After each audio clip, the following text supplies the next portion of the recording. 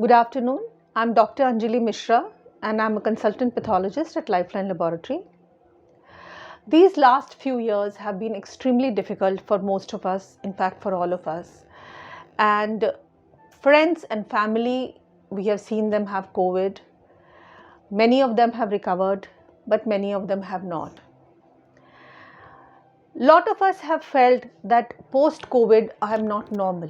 I don't feel normal or energetic as I used to feel before. And we all know now that there are certain long-term effects of COVID. Now, some of these long-term effects of COVID can be not so serious, but some effects can be serious. We all know that post-COVID, people have had problems of the heart disease, people have had stroke, people have had increase in the diabetes, and people have had severe muscle pains.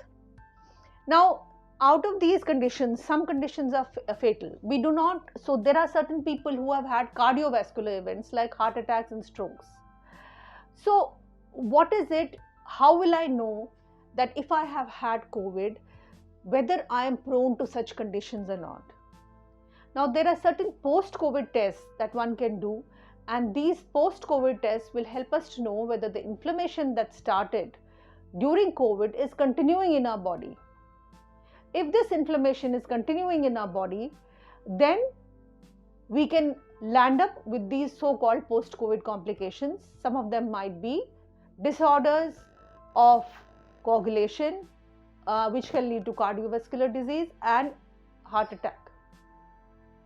Or it can also lead to stroke. So there are simple tests that can be done, and these tests include interleukin-6, D-dimer, which tell us whether there is any kind of abnormal clotting going on in the body, and CRP, which gives an indication of the inflammation. Along with this, it is also recommended that if you have any kind of abnormal swelling or any lesion that is not healing, you should also do the investigation or the PCR for black fungus from that area.